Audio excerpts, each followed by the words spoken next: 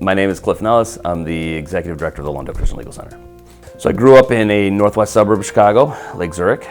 It's actually just about 20 miles, 30 miles straight north and west of North Lawndale. My mother was a school teacher, and my father, not exactly sure, but he's in computers and software development, worked for Abbott most of his career. He's retired now. One brother, older brother. He is actually a big reason as to why I'm doing what I'm doing. It was in 2002 that he suddenly became this Christian and was like really obnoxious. It was like Jesus Bible all the time. And I was like, dude, I'm happy for you, but like leave me alone. Grew up in Lake Zurich, went to Lake Zurich High School, went to Illinois Wesleyan University for college, major in philosophy and English, minor in political science. Knew I wanted to go to law school. I knew in 8th grade I wanted to go to law school. I do remember when I thought I'd be a lawyer, I always thought I'd fight for the underdog. Law is very much constitutional rights, right? It's protecting minorities from majority rule, because there's basic human rights for everybody. Well, then I went to University of Chicago Law School and realized how much money people are making. And it's a very lucrative field, and you can work for a big firm and you can make a lot of money. After law school, I clerked for a federal judge, and then and with the University of Chicago law degree and a federal clerkship, I really could go anywhere I wanted. And so I had offers from all the big firms in New York and Chicago and LA, San Francisco and Denver. But before I went to one of these firms, I decided to travel. And I wasn't married, I didn't have kids, and I still had freedom, right? So I was like, all right, I'm gonna ride my bicycle across the country. And so for 3 months and 3 days, I lived outside. It was the spring before I left in August that my brother became this obnoxious Christian. So he's peppering me with Jesus Bible. I'm like, dude, leave me alone. I decided to bring a Bible with me on that trip. And that's when I had a change of heart and my life got turned upside down. But it was on the first week of the trip. I left out of Denver, went south into New Mexico, and over the Raton Pass from the border between Colorado and New Mexico, at the bottom of the Raton Pass, there's a tiny little town called Springer, New Mexico. So I come into Springer, New Mexico, and I was hot and I was looking for a lake on my map and I couldn't find it. I was like, where's this lake? And I pulled up to a guy. It did not look like a guard shack, and he did not look like a guard. He wasn't in some kind of uniform with a badge or anything like that. But I pulled up there and I said, hey, where's this lake? And as I looked around, the area was surrounded by barbed wire and a fence. And I was like, what is this place? And he said, it's a boys' correctional facility. Kind of went off and just said, these kids have no hope. They come in at 13, they come back at 14, 15, they spend the rest of their life in adult prison.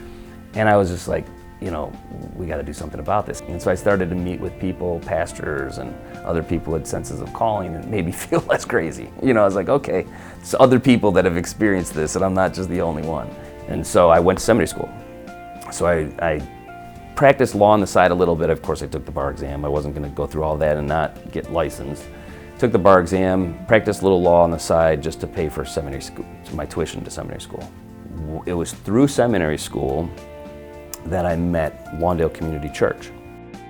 And Lawndale Community Church is known for, if there's a book called Real Hope in Chicago, it's written by the pastor of the church. The book was written in 1995. I read it in 2005.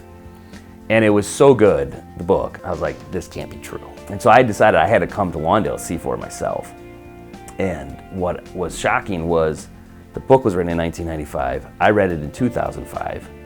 And so everything that was written about had grown for 10 more years. So not only was it true, it had grown exponentially in 10 years. So there was a couple of doctors who moved in the neighborhood and started the Lawndale Christian Health Center. It's right at the end of Hamlin and Ogden. That's now, 700 staff, 5 offices, 5 satellites around Chicago. So when I met the doctors who had moved in the neighborhood and used their vocation as a way of ministry, as a way of serving, as a calling, as a purpose, I was like, I could do that. That's when I say I returned to the law. Moved to the neighborhood and I said, okay, let's blend now. I've got a divinity degree, I've been doing youth ministry, I have a passion and love for kids, but I'm also a lawyer. And the question I've been asking for the last 5 years or 6 years at that time since the bicycle trip was, what can I do for kids in the correctional system? In 2010, we opened up the legal center, and it was like, here you go, get it started, and if you better raise year 2, because that's all we got, But over the years, we've grown now to almost a $5 million budget with 60 staff. LCLC provides holistic, community-based defense. That means that we have an integrated legal social team that includes a lawyer, a case manager, a street outreach worker, circle keepers, and then a network of support that we call our North Lawndale Community Restorative Justice Hub. And those are other agencies that provide housing, workforce development, mental health, mentoring, schools, just the assets, some people would call it, but the life of the neighborhood, the people in the community who are here to help kids and their families. So Deshaun's one of the young men, very proud of Deshaun. He's an entrepreneur. He's young, and I don't know if he realizes how entrepreneurial he is. He's not an average human being, adult or young, who takes their savings, says, all right, I'm gonna put up a shingle, I'm gonna buy a moving van, send out an advertisement, mostly word of mouth, and see if this sticks. We represented him as a minor and unfortunately once as an adult. Deshaun didn't click right away. He was out on the streets, he was still doing what he had to do at times to make ends meet, but he saved up some money, and we'd connected him with some jobs and some employment and some, obviously, our whole supports. I am most proud of how we do what we do, I think. I really think it matters. There's, particularly being a white guy who grew up in a northwest suburb of Chicago, too often it's people like myself who think they know better than the neighborhood and don't need the neighborhood to do what we're doing. Like, I'll just come in, represent people, and I'll fix it. If someone wanted to help us, they could go onto our website, lclc.net, and make a donation. This is something that we need resources to scale it out and improve it out. But I would also say, beyond just writing a check, I think it's important that people educate themselves in restorative justice.